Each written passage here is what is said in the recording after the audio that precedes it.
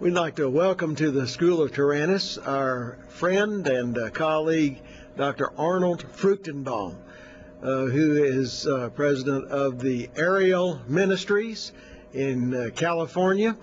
Dr. Fruchtenbaum, we would like to welcome you today, and thank you for being with us. Thank you very much. It's good to be here. We'd like for you to tell us a little bit about the Ariel Ministries, what you're doing. Well, Ariel is a Hebrew word which means the Lion of God.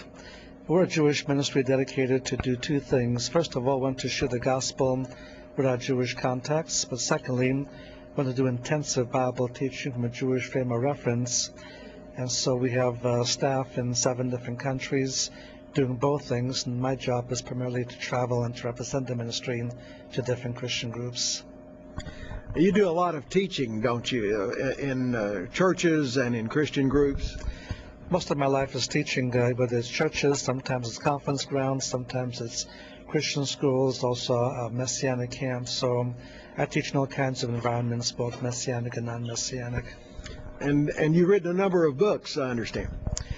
Yes, we've written now, I guess, 8 or 9 different books. We have one more coming out this end of this month.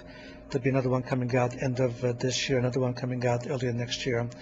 We're slowly going to have a full Messianic Jewish commentary on every book of the Bible, verse by verse, starting with the Messianic epistles on Hebrews, James, 1 Peter, 2 Peter, Jude. That's the book coming out end of August. Well, that's quite a project. Now, tell us your background. You are a Jewish believer yourself. Yes, I was born in Russia because my father fled from Hitler. We settled in, he was settled in Siberia after being released from prison. Met my mother, married, had me, and then we moved back to Poland. That was his citizenship.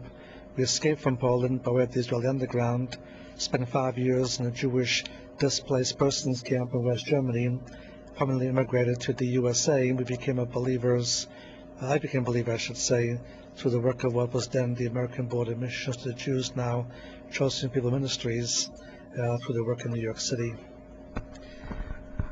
Well, one of your main interests is Bible prophecy, and there's a lot going on in Israel and, of course, around the world, but the focus is on Israel these days in preparation for the second coming of Christ. Now, one of the interesting things that's happening, kind of tragic in many ways, is what's happening in Gaza with the Gaza pullout, or disengagement as the Ariel Sharon government calls it.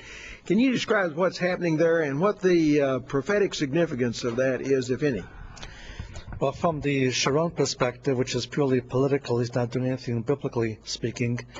His idea is that we need to safeguard the Jewishness of the state, and the best way to do that, to maintain a Jewish majority, is to withdraw, disengage from the heavy Arab-populated areas. And so he's going to withdraw totally from the Gaza Strip, which he's doing this at the present time, and withdraw from certain parts of the West Bank, though not all of it, because there's heavy Jewish settlements in the West Bank, and build a wall that will incorporate most of the Jews and leave out most of the Arabs, and maintain the Jewishness of the state. Now, from a biblical perspective, I think we have to keep 2 covenants in balance. The first covenant is called the Abrahamic covenant, and that covenant promised that the land belongs to Israel unconditionally. So it's always Israel's land. It doesn't matter whether the Jews are in the land or outside the land, it always belongs to Jewish people. The second covenant, that I prefer to call the land covenant of Deuteronomy 29 and 30, points out that that enjoyment of the land is conditioned on obedience. And because that second covenant, they never had all of the promised land. As you read through Old Testament history from Joshua to Babylon, they've had sometimes more, sometimes less, sometimes more, sometimes less, but never all of it. Since 48, same principle. They began with less, then they had more. Now it's coming up with less, but never all of it. And they will not have all the land till they become a believing people. We should also keep in mind that what we are now seeing is not the final restoration of Israel.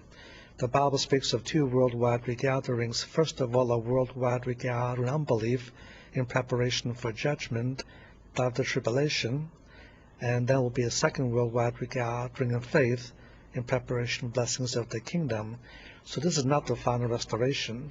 So no biblical principle was broken with the withdrawal from Gaza. It just carries on the biblical principle. They won't have the land until they become believers. So we should not be surprised about the ebb and flow of possession of the land before the Lord returns. Now, we should not be surprised. If you look in the biblical history, that was the way it was then. We had a lot of land under David and Solomon, but not all of it then. And there's been less and more, less and more. The same thing will happen for now, less and more, less and more. There will be one more forced exile at the midpoint of the tribulation for 3.5 years. That will cause them to finally believe, and then we'll see all the Jews brought back following the second coming. Only then can you have the final restoration. I was rather impressed with the parallel between Nehemiah's time and the situation today. The thing that distressed Nehemiah was that Jerusalem was surrounded by enemies and there was no wall for the city for protection. And he wanted to come back. And so they built a wall to keep the bad guys out. And it seems like that's somewhat similar to what's happening today. Yeah, I think that's right. This was still surrounded by enemies, and even within the borders of the Promised Land, you have a lot of enemies. And the whole purpose is not to build a new wall around Jerusalem, but to build a wall totally separating the West Bank, heavily Arab concentrations from the Jewish concentrations. But you have a repetition of Nehemiah's time, more spread out though. Now, Arnold, there are a number of Jewish believers in Israel today. Not an overwhelming number, but there's still a sizable and rather vocal minority of Jewish people who believe in Jesus as the Messiah. What is their attitude about what's going on with the Gaza situation and with the land and some aspects of Bible prophecy? Well, the Jewish believers are not all uniform on these things. I would say those that have had more intensive biblical training and believe the way we do can see the significance of this, and they would say pretty much the same thing we've been saying on this interview in this program and elsewhere. But the majority of the leaders have not had the training. They became leaders more by their personality than by the training. There's all kinds of confusion, and many of them really did believe, as I spoke to one of them last June, many of them really did believe that God was going to overshadow this and it wasn't going to happen. Well, it is happening, and at this point, 17 of the 21 settlements have been removed, and by next Tuesday, all of them will be removed if they go on schedule. So it really is happening, and they really shook up on this because this is not what they imagined it would be. We have to recognize that although they think that they are now in the final restoration, they're not. If you read the Bible, the final restoration can only be once they become believers. Would you say there's a problem, not much teaching about the rapture of the church or the tribulation to come before the Lord returns? Fact is, in my years of being there, I never heard a rapture session unless I gave it. And as far as the tribulation, for the most part now, they would say the tribulation was already fulfilled by the Holocaust. The Holocaust fulfilled all tribulation prophecies, so there is no future Holocaust, and therefore this is the time we all have to go back. This is the final restoration from their perspective. Well, Israel's not the only place where there's confusion over this. There's a lot of confusion here in America and around the world and in churches all over about these issues, and that's why we appreciate good, sound teaching like what you have been bringing. Now, another issue that I understand that's very interesting to you is that of the city of Babylon, which has been in ruins for thousands of years. What is your thinking about Babylon? In the prophecies about Babylon, Babylon was supposed to suffer a certain type of destruction by enemies that come from all directions. After it suffers that kind of a massive, quick destruction, it will never be rebuilt again. And that destruction never happened. When Medo-Persia captured Babylon, Babylon was captured intact. Daniel was still there. He became one of the 3 presidents under Darius, for example. And Medo-Persia did capture Babylon, but didn't destroy Babylon the way it's described. So for these prophecies to be understood literally, we have to therefore assume that Babylon was supposed to be rebuilt, become the capital of the world, be destroyed as part of Armageddon, and then never be rebuilt again. And as it turns out, before Saddam Hussein was deposed, he did rebuild Babylon pretty much the way it was. It was not damaged in either the First or Second Gulf War.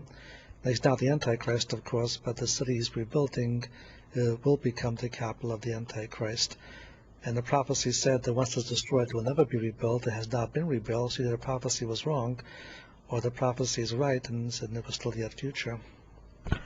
It's fascinating that the protectors of the ruins of Babylon today are the U.S. Marines, and they have a garrison there around the city, and are watching it from the from the palace site that King Saddam Hussein built, overlooking the ruins. So America is somewhat involved in this whole thing right now, too. Well, now, Babylon is a focus of attention in the book of Revelation, especially chapters 17 and 18. Just briefly, how do you interpret those two chapters relating to Babylon? Chapter 17 describes Babylon in terms of a woman.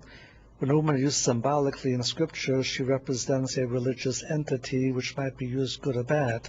On the positive side, you have Israel, the wife of Jehovah. You have the church, the bride of the Messiah. On the negative side, you have in Revelation 2:20, the Jezebel, and then Revelation 17, the great harlot Babylon.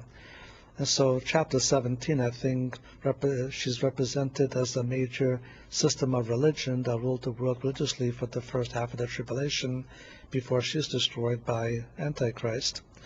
Chapter 18, however, switches from a woman to a city.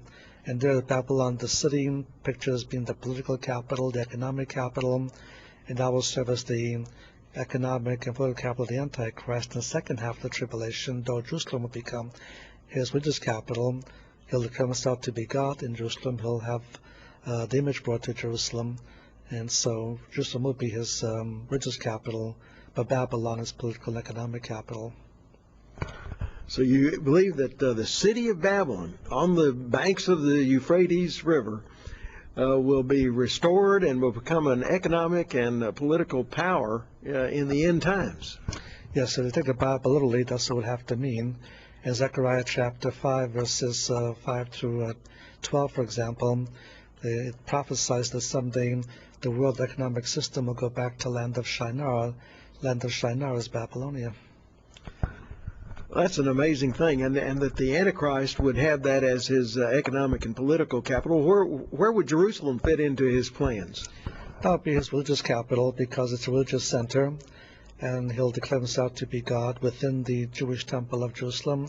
He'll also set up his image there, and so on. So that will be his religious capital. But he will not personally remain in Jerusalem. His image will be there. It'll be a living, live image, remember, according to Revelation 13. He himself will stay headquartered in Babylon. It seems that when he does this, there'll be when he claims to be God, there'll be a disruption between him and the Jewish people after he breaks the covenant that he made with them, and there'll be tension between him and Israel from then on to the end of the tribulation. That's correct. In fact, when he breaks the covenant, that begins or inaugurates the final attempt to try to annihilate the Jews, because the precondition to the second coming is this was national salvation. Now, Satan can destroy the Jews before they plead for Messiah to return. There's no second coming. So knowing that he's only got so much time left, he inaugurates this worldwide program to annihilate every Jew living to avoid the second coming, and that will be the point of the battle.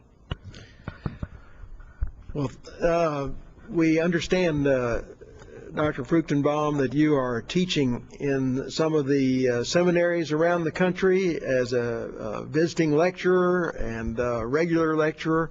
Tell us a little bit about that. I'm an adjunct professor regularly in two seminaries, Tyndale Seminary in Fort Worth and Schaeffer Theological Seminary, named after the founder of Dallas Seminary in Orange County, California. And I teach in both places regularly. Also have begun teaching at Criswell Bible College in the graduate level. Also teach in other schools every 2 years. For example, I'm at Honolulu Bible College in Honolulu, which I teach there for about 6 weeks every other year in January, February. And then I also guest lecture in some other schools periodically, like the Ravencrest schools in Colorado, Canada, Australia, New Zealand, and England. Well, those schools are very fortunate indeed, and we appreciate your service to them. And it's certainly good to have you with us in the School of Tyrannus, and thank you for being with us, Dr. Arnold Fruchtenbaum, President of Ariel Ministries.